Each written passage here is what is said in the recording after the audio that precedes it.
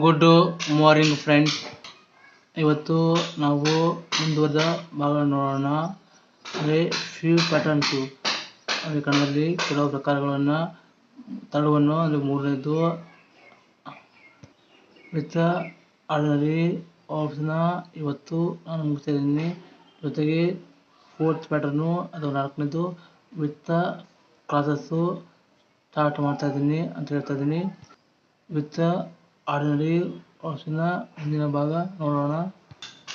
ಅದುವೇ 9th ಒನ್ನು subject sentence format ಮಾಡ್ಕೊಳ್ಳಿ. Subject plus verb plus ಜಿರಂಡು.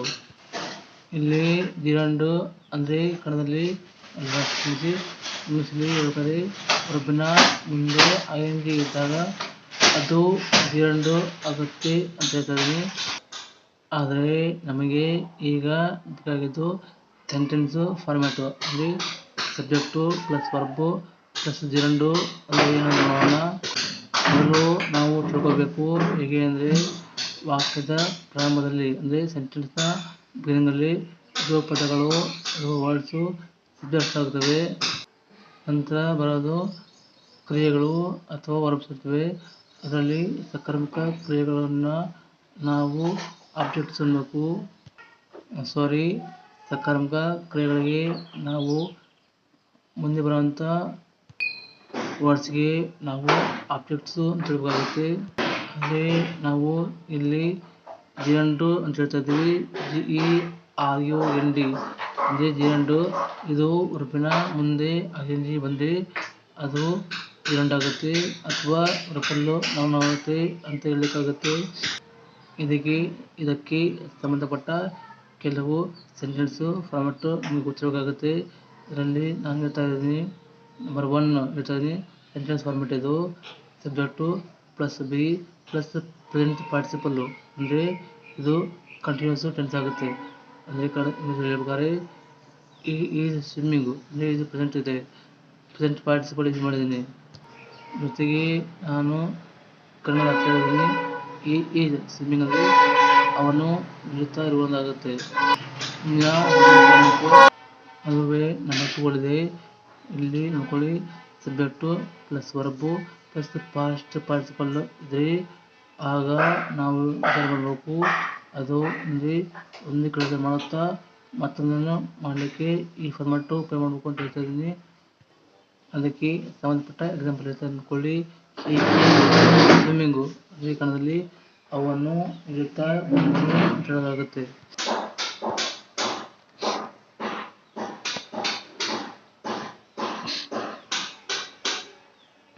Sentence format ತಳುವನ್ನು ಅಥವಾ ಮೂರನೇ ಅಂದ್ಕೊಳ್ಳಿ. ಹೇಳ್ತಾ ಇದ್ದೀನಿ ಸಬ್ಜೆಕ್ಟು ಪ್ಲಸ್ ವರ್ಬು ಪ್ಲಸ್ ಜಿರಂಡು. ಅಂದರೆ ಇಲ್ಲಿ ನಾನು ಹೇಳ್ತಾ ಇದ್ದೀನಿ, ನಾವೇನು ಮಾಡ್ತಿದ್ದೀವೋ ಅದನ್ನು ಹೇಳುವುದು.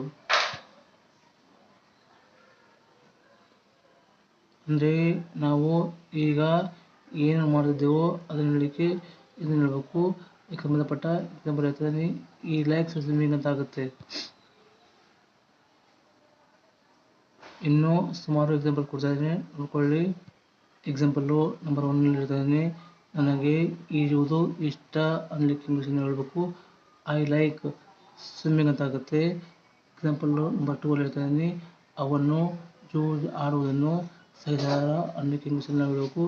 ಹಿ ಹೇಟ್ಸ್ ಗ್ಯಾಮ್ಲಿಂಗು, ಗ್ಯಾಮ್ಲಿಂಗಲ್ಲಿ ಜೂಜ್ ಆಡುವುದು ಅಂತ ಹೇಳೋಕ್ಕಾಗುತ್ತೆ. ನಂತರ ಎಕ್ಸಾಂಪಲ್ಲು ನಂಬರ್ 3 ಹೇಳ್ತಾ ಇದ್ದೀನಿ. ಅವನು ಮಾತನ್ನು ಪೂರ್ಣಗೊಳಿಸಿದನು ಅಂತಾಗುತ್ತೆ. ಅಂದರೆ ಅದನ್ನು ಇಂಗ್ಲೀಷ್ ಹೇಳ್ತಾರೆ ಈ ಫಿನಿಶ್ಡ್ ಟಾಕಿಂಗ್ ಅಂತ ಆಗುತ್ತೆ. ಇಲ್ಲಿ ಫಿನಿಶ್ಡ್ ಅಂದರೆ ಮುಗಿಸಿದ ಅನ್ಬೋದು, ಟಾಕಿಂಗ್ ಅಂದರೆ ಮಾತುಕತೆ ಅಂತ ಹೇಳ್ಬೋದು. ಎಕ್ಸಾಂಪಲ್ಲು ನಂಬರ್ 4 ಹೇಳ್ತಾ ಇದ್ದೀನಿ. ಅವನನ್ನು ನೋಡಿದ್ದು ಜ್ಞಾಪಕ ಇದೆ, ಅಂದರೆ ಇಂಗ್ಲೀಷಲ್ಲಿ ಐ ರಿಮೆಂಬರ್ ಸೀಯಿಂಗ್ ಹಿಮ್ ಅಂತ ಆಗುತ್ತೆ. ಇಲ್ಲಿ ರಿಮೆಂಬರು ಅಂದರೆ ಜ್ಞಾಪಕ ಅಂತ ಆಗುತ್ತೆ. ಮುಂದಿನ ಎಕ್ಸಾಂಪಲ್ ನೋಡ್ಕೊಳ್ಳಿ. ಫಸ್ಟ್ ಒನ್ನು, ಅವನು ಬರೆಯುವುದನ್ನು ನಿಲ್ಲಿಸಿದನು ಅಂತ ಹೇಳಲಿಕ್ಕೆ ಇಂಗ್ಲೀಷಲ್ಲಿ ಹೇಳಬೇಕು. ಈ ಸ್ಟಾಪ್ಡ್ ರೈಟಿಂಗ್ ಅಂತ ಆಗುತ್ತೆ. ನೆಕ್ಸ್ಟ್ ಎಕ್ಸಾಂಪಲ್ ನೋಡ್ಕೊಳ್ಳಿ. ನಾವು ಸಂಗೀತವನ್ನು ಆಸ್ವಾದಿಸುತ್ತೇವೆ ಅಂತ ಹೇಳಲಿಕ್ಕೆ ಇಂಗ್ಲೀಷಲ್ಲಿ ಹೇಳಬೇಕು. We enjoy listening to music ಅಂತ ಆಗುತ್ತೆ. ಇನ್ನು ಮುಂದುವರೆದು ರೋಮನ್ ನಂಬರು 4ರಲ್ಲಿ ವಿತ್ ಕ್ಲಾಸಸ್ ಅಂತಿದೆ, ಅದನ್ನ ಈಗ ನೋಡೋಣ. ಅಂದರೆ ಇಂಗ್ಲೀಷಲ್ಲಿ ಹೇಳಬೇಕು a few patterns with clauses. ಇಲ್ಲಿ ಕ್ಲಾಸಸ್ಸು ಅಂದರೆ ಷರತ್ತುಗಳು ಅಂತಾಗುತ್ತೆ. ಕ್ಲಾಸು ಅಂದರೆ ಷರತ್ತು, ಕ್ಲಾಸಸ್ಸು ಅಂದರೆ ಷರತ್ತುಗಳು ಅಂತಾಗುತ್ತೆ. ಅಂದರೆ ಯಾವುದೇ ಸೆಂಟೆನ್ಸು ಫಾರ್ಮ್ಯಾಟು ಮಾಡಬೇಕಾದ್ರೆ ನಾವು ಕ್ಲಾಸಸ್ನ ಉಪಯೋಗ ಮಾಡಲೇಬೇಕು ಅಂತ ನಾನು ಹೇಳ್ತಾ ಇದ್ದೀನಿ. ಈ ಕ್ಲಾಸಸ್ಸು ಉಪಯೋಗ ಮಾಡೋದಾದರೆ ನೋಡ್ಕೊಳ್ಳಿ, 2 ಅಥವಾ ಇನ್ನೂ ಹೆಚ್ಚಿನ ವಾಕ್ಯಗಳನ್ನು ನಾವು ಸಾಮಾನ್ಯವಾಗಿ ಕಂಜಂಕ್ಷನ್ನು ಮತ್ತು ಕ್ವಶನ್ ವರ್ಡ್ನಿಂದ ಮುಂದೆ ವಾಕ್ಯ ಮಾಡಲಿಕ್ಕಾಗುತ್ತೆ. ಮತ್ತೆ ಮಾಡ್ತೀನಿ, 2 ಅಥವಾ ಇನ್ನೂ ಹೆಚ್ಚಿನ ವಾಕ್ಯಗಳನ್ನು ನಾವು ಕಂಜಂಕ್ಷನ್ಸು ಅಥವಾ ಕ್ವಶನ್ಸ್ ವರ್ಡ್ನ ಉಪಯೋಗ ಮಾಡಿಕೊಂಡು ಒಂದೇ ವಾಕ್ಯ ಮಾಡಲಿಕ್ಕೆ ಆಗುತ್ತೆ, ಮಾಡಲಿಕ್ಕಾಗುತ್ತೆ. ಈ ಥರ ಕ್ರಿಯೇಟ್ ಮಾಡಿದ ವಾಕ್ಯಗಳನ್ನ ನಾವು ಇದರಲ್ಲಿ ಕ್ಲಾಸಸ್ ಅನ್ಬೇಕಾಗುತ್ತೆ. ಇದಕ್ಕೆ ಸಂಬಂಧಪಟ್ಟ ಸೆಂಟೆನ್ಸು ಫಾರ್ಮ್ಯಾಟ್ ಹೇಳ್ತಾ ಇದ್ದೀನಿ. ಅದರಲ್ಲಿ number 1 subject plus verb plus that ಅನ್ನೋದು ಕ್ಲಾಸ್ ಆಗುತ್ತೆ ಅಂತ ಹೇಳ್ತಾ ಇದ್ದೀನಿ. ಇಲ್ಲಿ ಕೊಟ್ಟ ಸೆಂಟೆನ್ಸು ಫಾರ್ಮ್ಯಾಟು ನಿಮಗೆ ಗೊತ್ತಾದರೆ ನೀವು ಈಸಿಯಾಗಿ ಯಾವುದೇ ಸೆಂಟೆನ್ಸು ಮಾಡಲಿಕ್ಕೆ ಆಗುತ್ತೆ ಅಂತ ನಾನು ಹೇಳ್ತಾ ಇದ್ದೀನಿ. ನೋಡ್ಕೊಳ್ಳಿ, ಅವನು ಮನೆಯಲ್ಲಿ ಕಾಯುತ್ತಿದ್ದಾನೆ ಅನ್ನಲಿಕ್ಕೆ ಇಂಗ್ಲೀಷಲ್ಲಿ ಹೇಳಬೇಕು, I believe that waiting at home ಅಂತ ಆಗುತ್ತೆ. ಇಲ್ಲಿ ನೋಡ್ಕೊಳ್ಳಿ, ಇಲ್ಲಿ ಫಸ್ಟ್ ವರ್ಡು ಆಗಿದೆ, ಐ ಅನ್ನೋದು ಸಬ್ಜೆಕ್ಟ್ ಆಗುತ್ತೆ. ನಂತರ ವರ್ಬ್ ಇದೆ, ವರ್ಬಲ್ಲಿ ಬಿಲೀವ್ ಅಂತ ಆಗುತ್ತೆ, ಬಿಲೀವ್ ನಂಬಿದ್ದೆ ಅಂತ ಆಗುತ್ತೆ, ನಂಬುತ್ತೇನೆ ಅಂತ ಆಗುತ್ತೆ. ಹಾಗೆ ಜಟ್ಟು ಅನ್ನೋದು ಕ್ಲಾಸ್ ಆಗುತ್ತೆ, CLAUSE ಆಗುತ್ತೆ, ಕ್ಲಾಸ್ ಆಗುತ್ತೆ. ದಟ್ ಉಪಯೋಗ ಮಾಡಬೇಕಾಗುತ್ತೆ. ಇಲ್ಲಿ ಕ್ಲಾಸು ಅನ್ನೋದು ಆಬ್ಜೆಕ್ಟ್ ಆಫ್ ದ ವರ್ಬ್ ಆಗುತ್ತೆ. ನಿಮಗೆ ಗೊತ್ತಿರಬೇಕು, ಇಂಗ್ಲೀಷ್ನ ಸೆಂಟೆನ್ಸು SVO ಅಂದರೆ ಸಬ್ಜೆಕ್ಟು, ಹಾಗೆ verb SVO subject, verb object ಇರಬೇಕಾಗುತ್ತೆ. ಇಲ್ಲಿ object oriented, sentence object oriented ಆದರೆ ಅದು ಕರೆಕ್ಟ್ ಆಗುತ್ತೆ ಅಂತ ಹೇಳ್ತಾ ಇದ್ದೀನಿ. ಇಲ್ಲಿ ನೋಡ್ಕೊಳ್ಳಿ, ನೆಕ್ಸ್ಟ್ ಎಕ್ಸಾಂಪಲ್ ಹೇಳ್ತಾ ಇದ್ದೀನಿ. ಮಳೆ ಬರ್ತದೆಂದು ಎದುರು ನೋಡುತ್ತಿದ್ದಾನೆ. ಮತ್ತೆ ಮಾಡ್ತೀನಿ, ಮಳೆ ಬರ್ತದೆಂದು ಎದುರು ನೋಡುತ್ತಿದ್ದೀನಿ ಅಂದರೆ ಇಂಗ್ಲೀಷಲ್ಲಿ ಹೇಳಬೇಕು, I expect that it will rain.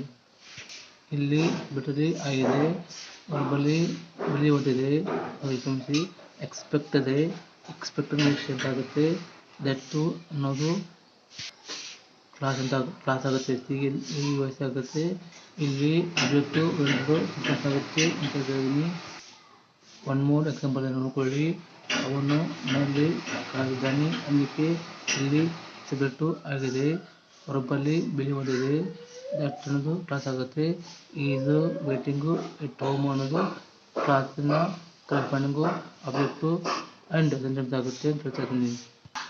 ಇಲ್ಲಿವರೆಗೂ ಹೇಳಿದ ಎಕ್ಸಾಂಪಲ್ಸು ನಿಮಗೆ ಗೊತ್ತಾಯ್ತು ಅಂದ್ಕೊಂಡಿದ್ದೀನಿ. ಗೊತ್ತಾದರೆ ಪರವಾಗಿಲ್ಲ, ಮತ್ತೆ ಮಂಡೇ ಸಿಗೋಣ. Remaining examples will going to continue on Monday. ಅಂದರೆ ಮಂಡೇ ಬೆಳಗ್ಗೆ ಮತ್ತೆ ಸಿಗೋಣ. ಆಗ ಕೂಡ ಇಂಗ್ಲೀಷಲ್ಲಿರುವ ಫ್ಯೂ ಪ್ಯಾಟರ್ನ್ಸು ಅಂದರೆ ಕೆಲವು ಪ್ರಕಾರಗಳನ್ನ ತಿಳಿಯೋಣ ಮತ್ತು ಕಲಿಯೋಣ. ಅವುಗಳ ಜೊತೆಗೆ ಇನ್ನೊಂದು ಕೂಡ ಫಾರ್ಮ್ಯಾಟ್ ಮಾಡೋಣ. ಆದ್ದರಿಂದ ನೋಡ್ತಾ ಇರೋರು ಪೂರ್ತಿಯಾಗಿ ನೋಡಿ, ನಿಮಗೆ ಗೊತ್ತಾಗುತ್ತೆ. ತಿಳ್ಕೊಂಡು ನನಗೆ ದುಡ್ಡು ಉಂಟಾಗುತ್ತೆ. ನನಗೆ ನಮ್ಮ ಚಾನಲ್ ಮಾಡಿ, ಲೈಕ್ ಮಾಡಿ ಮತ್ತು ಫ್ರೆಂಡ್ಸ್ ಮಾಡಿ, ಲಾಸ್ಟ್ ಮಾಡಿ. Thank you very much.